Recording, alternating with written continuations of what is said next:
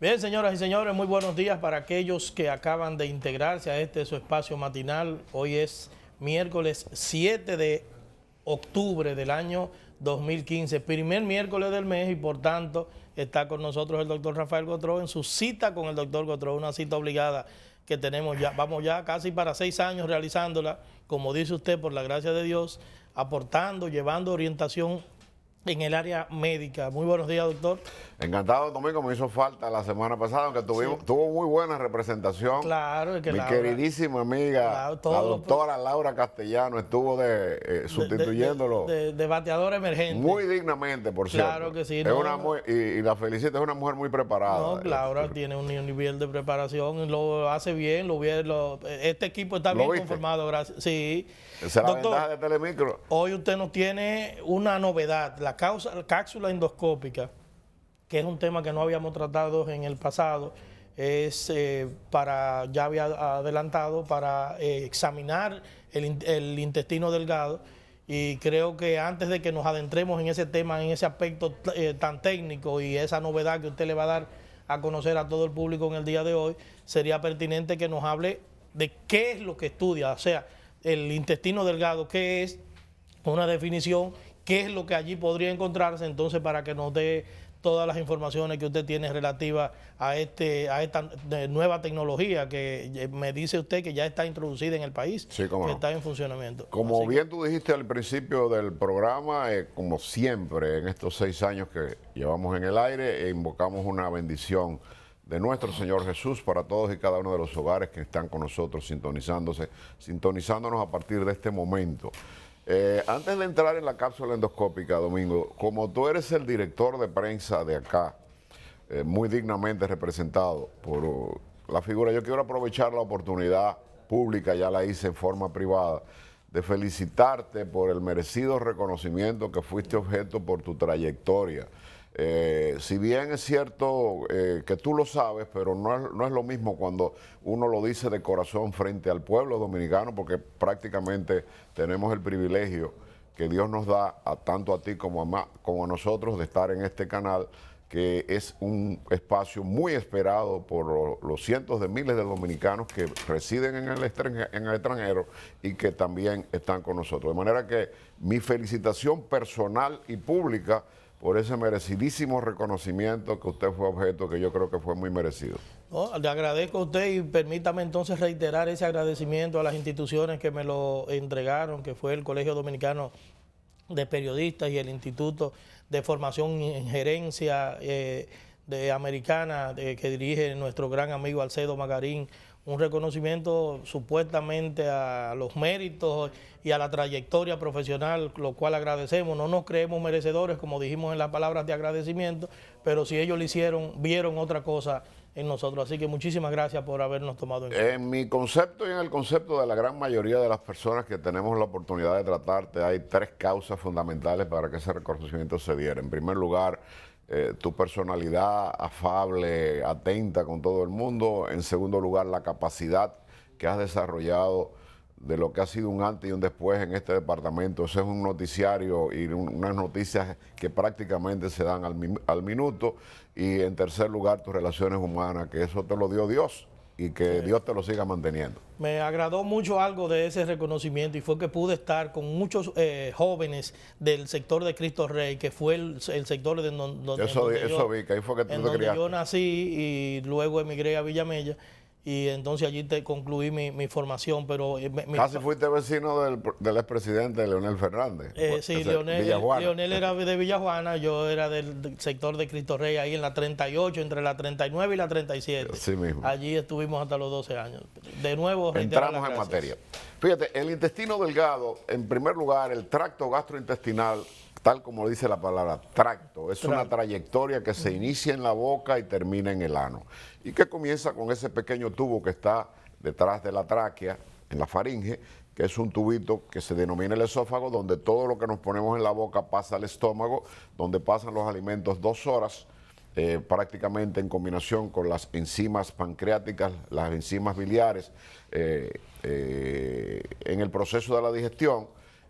a través del ácido clorhídrico y todo lo que significan esas enzimas, se produce la primera parte de la digestión e inmediatamente comienza lo que se denomina el píloro duodenal, que es un pequeño conducto que abre y cierra, donde los alimentos, una vez que pasan 2 horas y son digeridos en el estómago, pues pasan a través de ese orificio denominado píloro duodenal y comienza su trayecto por primera, segunda y tercera porción del duodeno, donde ya nos encontramos en el intestino delgado. Es decir, el intestino delgado comienza una vez los alimentos salen del estómago por ese conductito que abre y cierra por las ondas peristálticas que se denomina el píloro duodenal, y a través de ese trayecto entra la primera, segunda y tercera porción del duodeno, que es la parte inicial del intestino delgado. Ya estamos mirando la cápsula endoscópica que tiene, voy a usar para darle idea a la gente, esa cápsula endoscópica tiene el mismo tamaño, y le vamos a hacer la propaganda gratis, que tiene una tableta de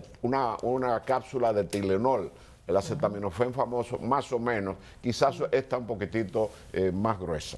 Es importante que digamos que esta cápsula mide de 26 milímetros por 11, pero ya se han hecho cápsulas de 18 milímetros por 6 milímetros. Quiere decir que mire la puesta en la palma de la mano. Esta es una imagen importante, pero seguimos describiendo el intestino delgado que se inicia en el duodeno y que, para tu conocimiento y el conocimiento de nuestros amables televidentes, mide entre 6 y 9 metros, más grande que tu longitud de tu cuerpo y más grande que la longitud de mi cuerpo. Ese intestino delgado es el lugar, cuando los alimentos pasan y entran al mismo, donde ocurre el gran milagro de la asimilación de los nutrientes que ingerimos a través de nuestros alimentos. Ahí estamos o bien nutridos o mal nutridos, dependiendo de cuál sea nuestra dieta.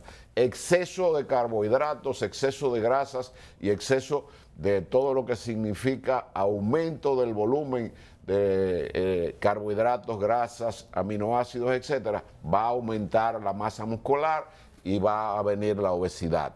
Cuando el intestino delgado asimila más de las cantidades de calorías que necesita el organismo y el elemento es sedentario, ese elemento va a ganar peso.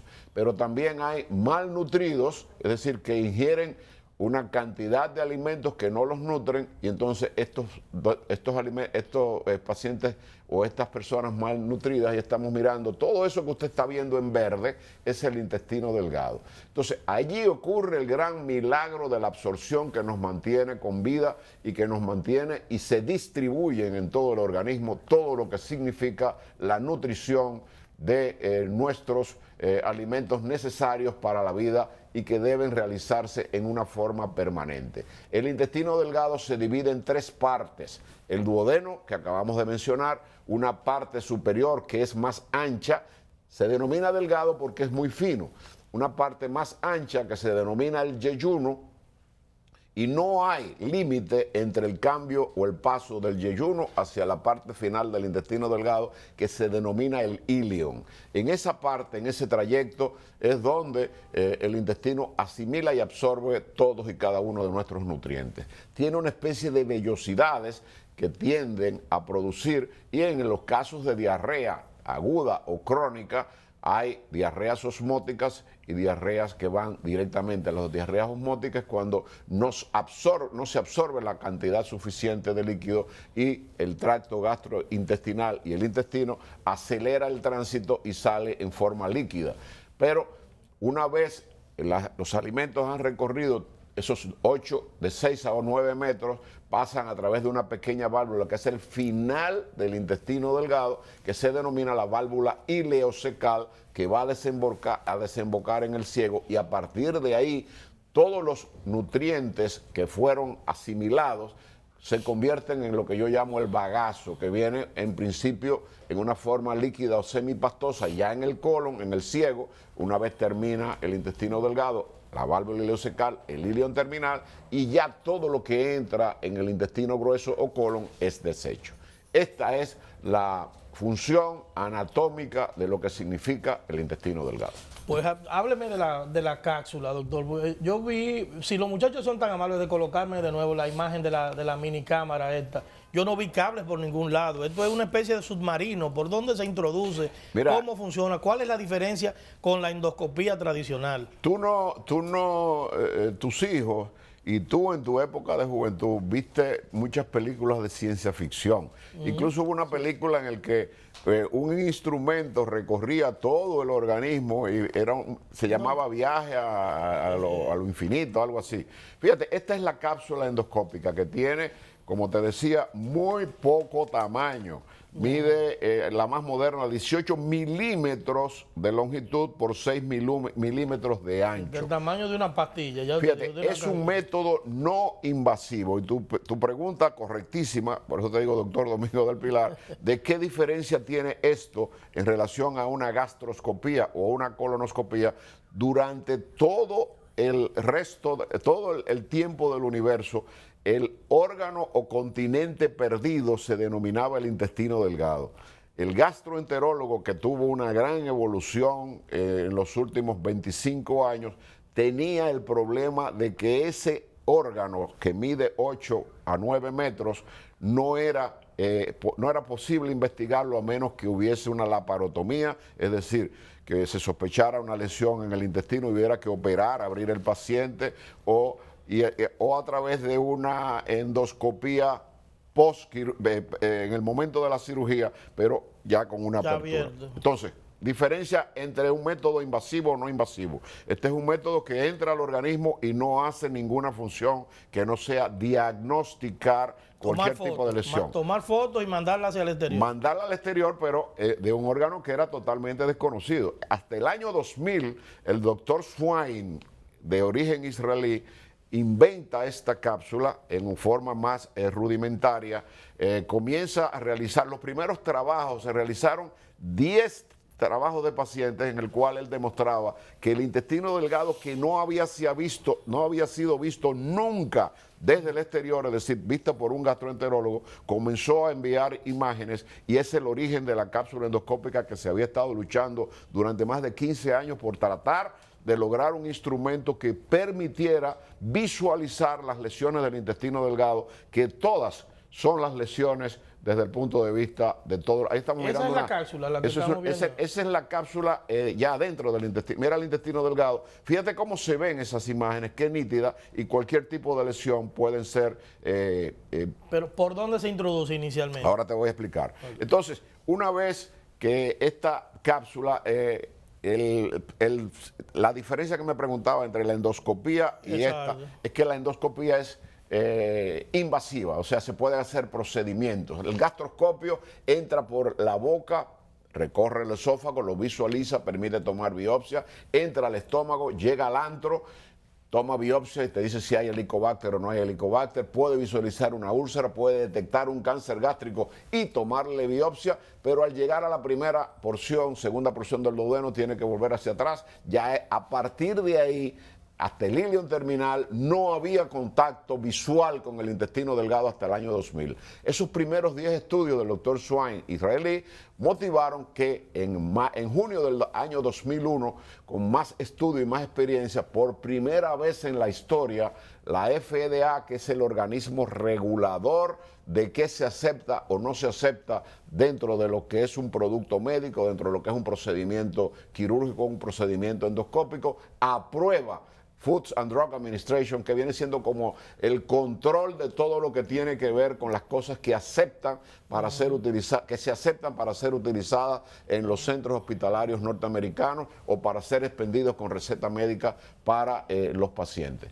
En el 2001 la FDA observa que esos trabajos son muy contundentes, que sí se ve el intestino delgado, y aprueban por primera vez la cápsula endoscópica. Sin embargo, no es hasta el año 2003 cuando con 360 pacientes son presentadas en el Digestive Disease Week en Orlando los primeros trabajos de la cápsula endoscópica y lo que significaba usted poder visualizar 8 metros que nunca antes podían haber sido vistos, de que no fuera de una forma en el que a través de una herida se entrara al intestino delgado, o sea, en forma quirúrgica. Diferencia, contestando tu pregunta, entre una endoscopía y una cápsula endoscópica. El endoscopio permite, es un método invasivo, permite observar todo lo que significa el tracto digestivo superior en el caso de la gastroscopía y permite visualizar la parte inferior entrando por el ano, que es lo que denominamos colonoscopía.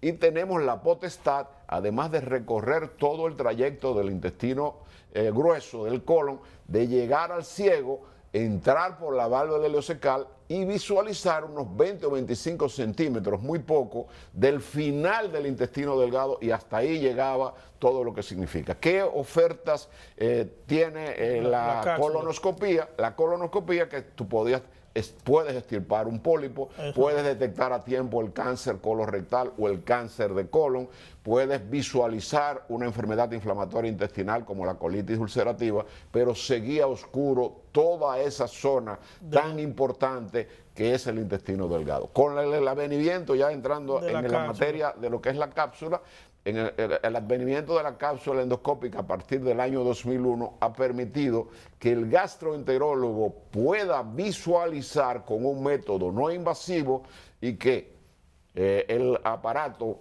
penetre al organismo y tome las fotografías, que te voy a decir algo que mucha gente no lo va a creer.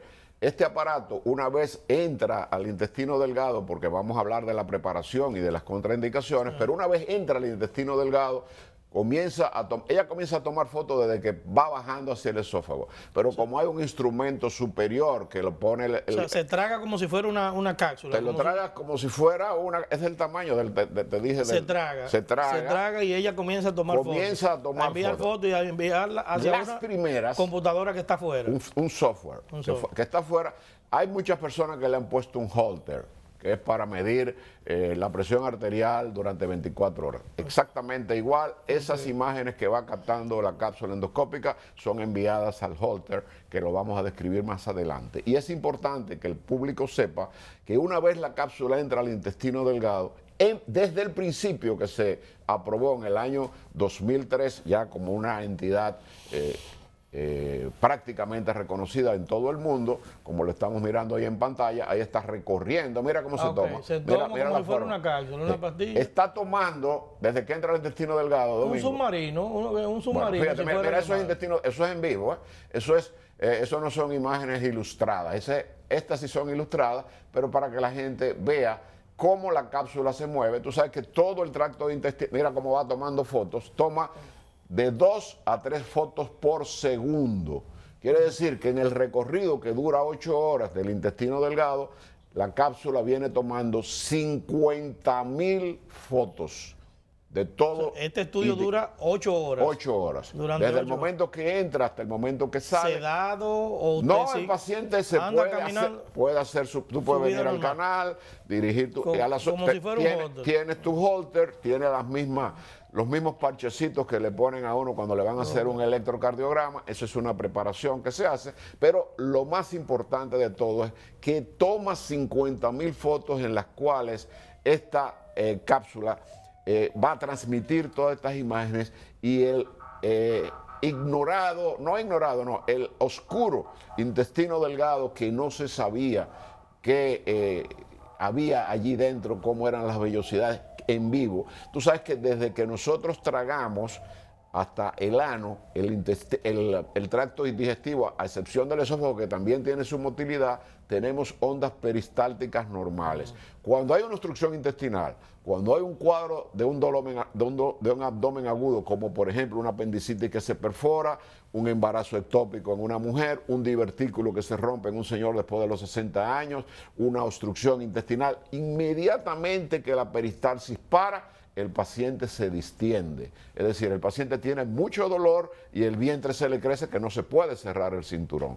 Esto no ocurre en la cápsula endoscópica, y su trayecto depende del o sea, el trayecto de motilidad la cápsula no tiene un motorcito que la va guiando, No, sino simplemente los mismos movimientos intestinales son lo que lo la impulsan. van trayectando, tomando de 1 a 3 fotos por segundo desde que llega. Entonces, ¿para qué se inventó la cápsula endoscópica? ¿Cuáles son las indicaciones? Es decir, a ti no te van a hacer una cápsula endoscópica porque tú quieras ver como la camarita. Pues ya tú la viste ahí en la televisión. Sí. Indicaciones de la cápsula endoscópica y para qué fue creada. Como el intestino delgado era el órgano menos observado del organismo, los procesos intestinales agudos o crónicos necesitaban ser visualizados para detectar diagnóstico.